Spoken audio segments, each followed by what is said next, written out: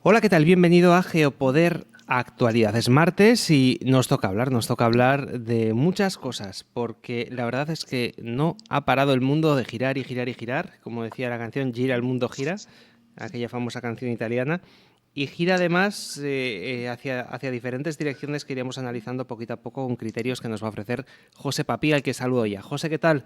Buenos días, ¿cómo estás? Muy buenos días, queridos Xavi, queridos amigos. Encantado de estar de nuevo en Geopoder Actualidad, hoy martes 3 de diciembre. Pues sí, ya se está terminando el año, ¿eh? Estamos ya camino a cumplir nuestro segundo año de vida en Geopoder. ¿Cómo pasa el tiempo, verdad, José? Sí, señor. Y bueno, vamos a analizar lo primero, lo que ha sido sin duda la noticia que está copando, pues bueno, todos los periódicos europeos. Parece que las cosas no están tan claras en Francia y hay una moción de censura convocada para mañana, si no me equivoco, ¿verdad? Así es, parece ser que la van a convocar para mañana. Michel Barnier no lograba recabar los apoyos en el Parlamento para echar adelante su propuesta de presupuesto 2025 y se ha acogido a un artículo de la Constitución francesa, el 49.3, conforme al cual el presidente de un gobierno puede lanzar sin el apoyo parlamentario unos presupuestos, pero en el momento que lo hace, que lo puede hacer, se ofrece la posibilidad a la oposición de montar un voto, una moción de censura, como decimos en español. En inglés lo hablan más de voto de no confianza, haciendo lo contrario que el voto de confianza, que es el que pide el primer ministro, pero bueno, una moción de censura. Se abre la puerta para que, si la oposición así lo quiere, pues se tenga que votar. Y la oposición parece ser que sí lo quiere. El presupuesto no gusta, como no podía ser de otra forma, a la izquierda y tampoco gusta a la derecha de Marine Le Pen.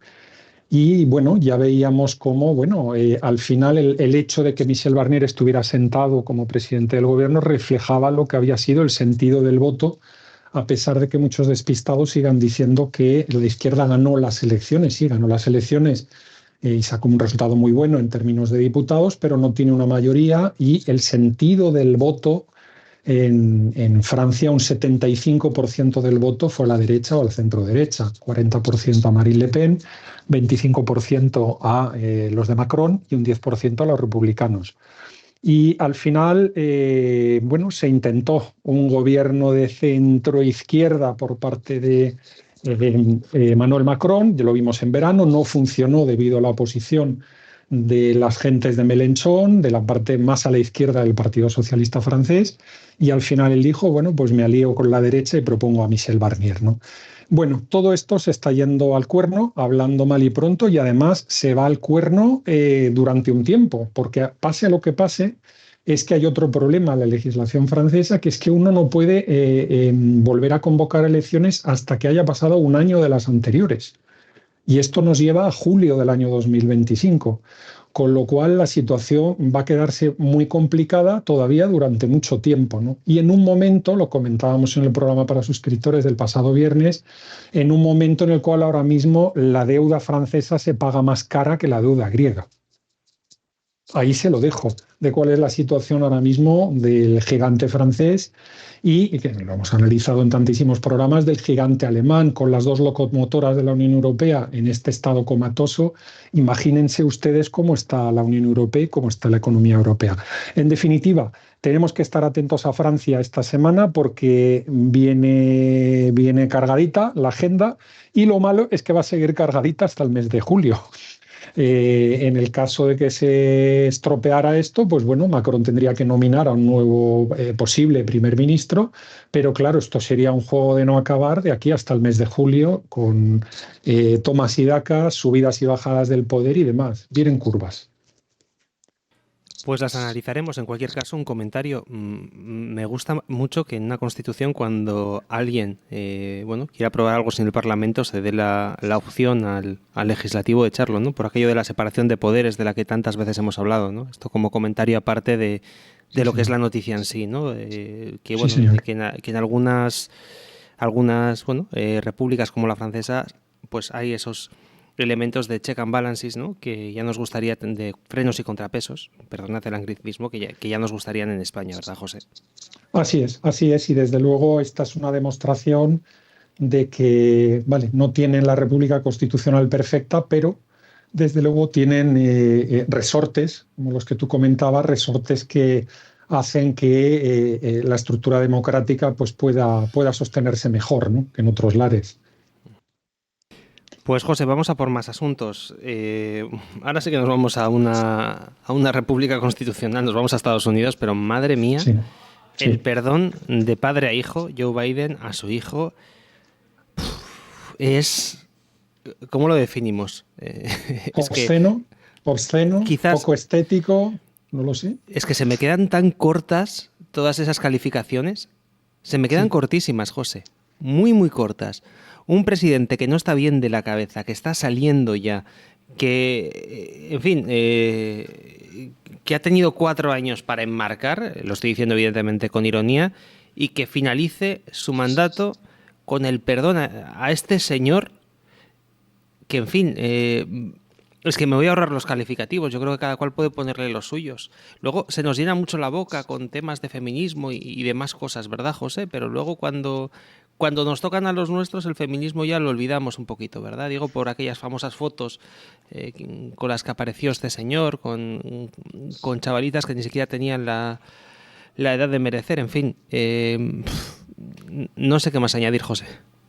Bueno, si quieres, porque como no acertamos ni tú ni yo, porque no logramos encontrar la palabra adecuada para describir esto, nos podemos ir a ver qué calificativos le ha otorgado un medio pro Biden y pro demócrata a muerte, por no decir otra cosa, que es Político. Político.com, les recomiendo que vayan ustedes a todos los titulares de las noticias y nos encontramos con expresiones como las siguientes. Es el insulto de partida del presidente Biden. Esto no se ha visto en generaciones. Es un sabotaje al sistema judicial norteamericano. Ahí se lo dejo. No estoy leyendo ni la Fox, ni Newsmax, ni nada del movimiento MAGA, ni estoy leyendo ahora mismo de un medio no prodemócrata. Lo siguiente.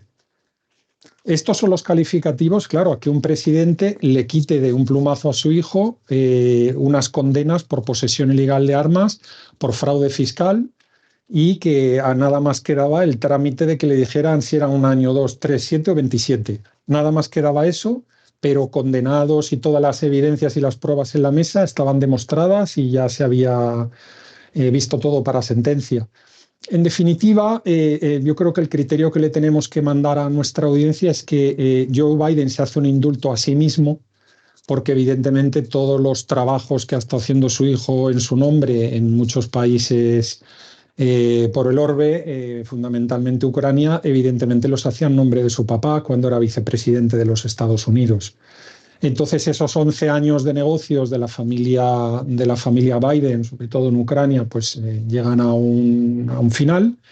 Y luego, consultando con algunos analistas jurídicos, con algunos gente, en fin, que entiende esto, decían que, hombre, podía haber tenido una salida un poquito más elegante con una conmutación de condena. ¿De acuerdo? En lugar de decir, oye, pues 7 años a la cárcel, pues paga esta multa y hace estos trabajos para la comunidad y tal, vale, no es lo mismo, pero vamos a considerar que es equivalente.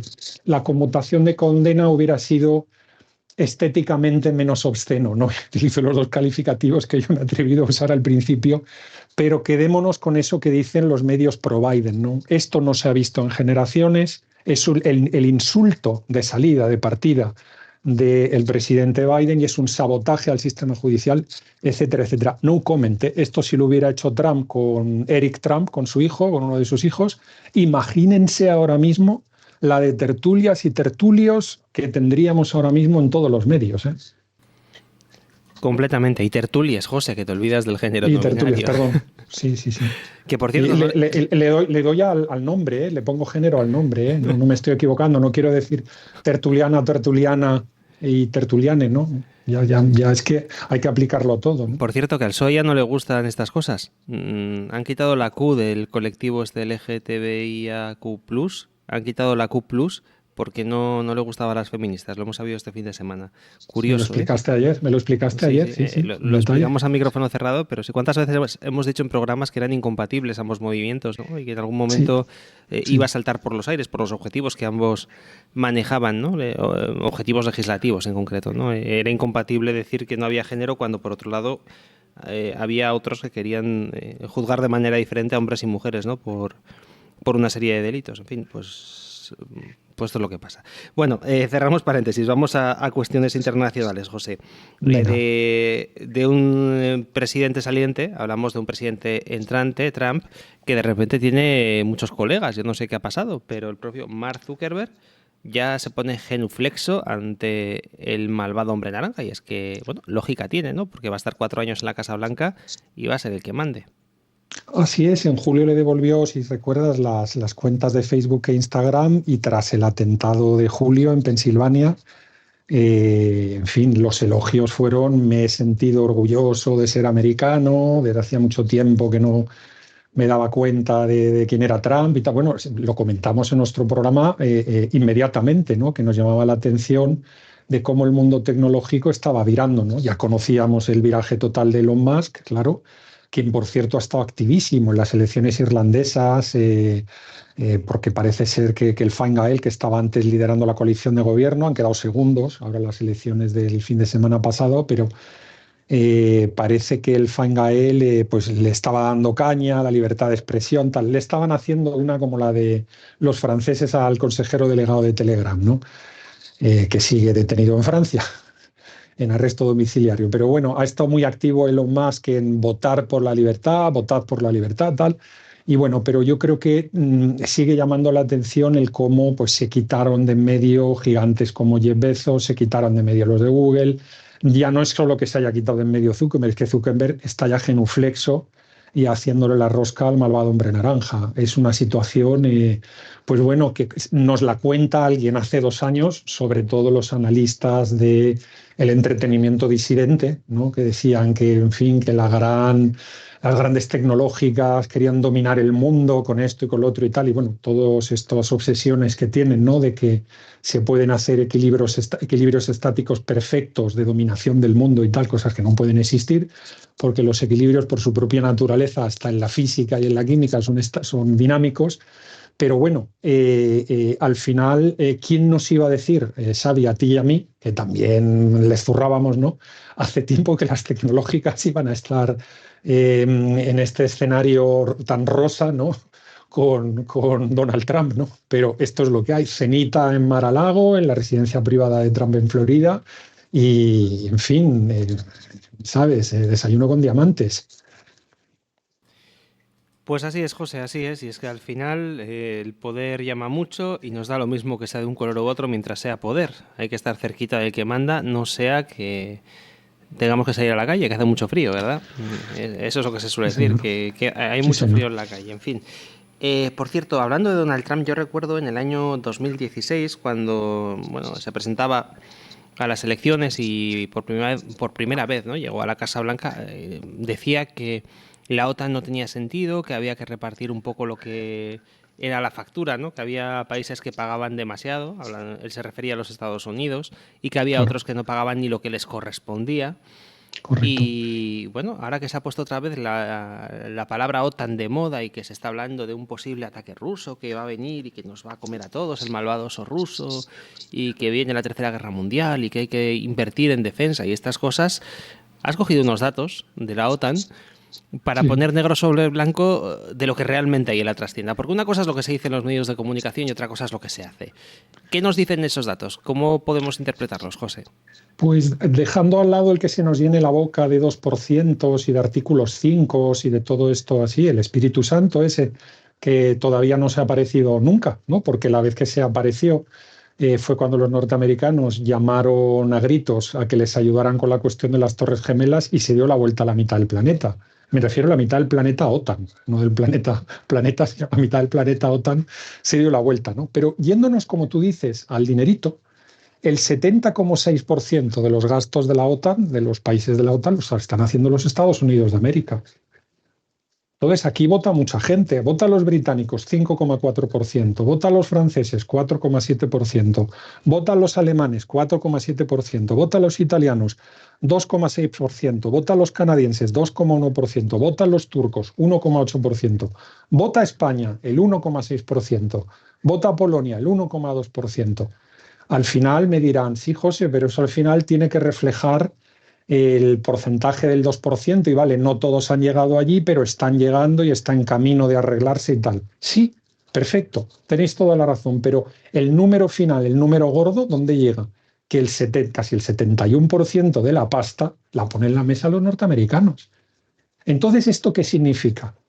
Si tú no pones dinero para defenderte a ti mismo, ¿qué es lo que significa esto? Que quien te defiende te manda. Y eso es lo que hay. Y al final no podemos estar aquí con ensoñaciones de la defensa europea, de yo un día fui a Estrasburgo porque vamos a coordinar no sé qué, y no sé. Todo eso está muy bien, pero al final la pasta, la fuerza, las están poniendo quienes los están poniendo en la mesa y entonces los que lo ponen en la mesa son los que mandan. ¿Qué es lo que ha pasado con el conflicto ruso-ucraniano? Lo hemos contado tantas veces que ya aburre. Pero ¿qué es lo que ha ocurrido? Miren ustedes al resultado final. Los rusos, país rico conforme al Banco Mundial. No lo digo yo, lo dice el Banco Mundial. Los rusos venden más gas y más petróleo que en su vida. Es decir, nunca han vendido tanto y ahora lo que hay es mucho intermediario forrándose en Europa porque, claro, hay que mandarlo por Turquía, por Bulgaria, por un barco, por un no sé qué. La OTAN otra vez puesta de moda. Todos los arsenales militares europeos vacíos, no queda prácticamente nada y hay que empezar a comprarlo todo. Y los rusos que se van a quedar con el este de Ucrania y Ucrania que se va a dividir en partes para ser una suerte de protectorado pagado aparte por los ejércitos europeos. Bueno, los ejércitos europeos pagados por los gobiernos europeos, es decir, por ustedes. ¿Qué dijimos nosotros? Queridos Xavi, queridos amigos, queridos seguidores, ¿qué dijimos nosotros en otro canal en el mes de febrero del año 2022? Aunque nos han bombardeado a titulares diciendo lo contrario, a bombas que no acababan de explotar y otras que sí explotaban, a historias de que he hablado con servicios secretos y con servicios no tan secretos. ¿Dónde estamos ahora y qué decíamos nosotros en febrero del año 22, Xavi? Pues hemos llegado al punto al que teníamos que llegar, José. Eso es, eso es. Y desde luego a nosotros no nos da la razón ni nos la quitan las visualizaciones, la razón nos la dan la realidad. Y la realidad aquí la tienen ustedes en la mesa. Bueno, pues a quien le guste la realidad bien, a quien no le guste también, porque ahí está, ¿qué le vamos a hacer? No nos la inventamos nosotros, simplemente la comunicamos. Quien quiera escucharla, como decíamos ayer, la verdad está ahí fuera. Yo creo que me voy a apropiar de esta frase, con tu permiso, José, porque es una frase que viene muy bien para describir lo que ocurre muchas veces en redes sociales, que las visualizaciones, lo que tú dices, ¿no? Parece que dan la razón, pero al final, por mucha visualización que haya, la verdad está ahí fuera. Y nos guste más o nos guste menos, es tozuda y es la que es. En fin, lo vamos a dejar aquí, José. Ha sido hoy un programa un poquito más largo de lo habitual, pero yo creo que ha merecido la pena. Eran 4 temas interesantísimos los que hoy hemos traído a Geopoder Actualidad. Mañana volvemos y, José, recordamos la web geopoder.net para que la gente se suscriba y para que disfrute cada viernes del contenido que hacemos para nuestros seguidores. Mañana más y mejor, José. Un abrazo muy grande, queridos Xavi, queridos amigos.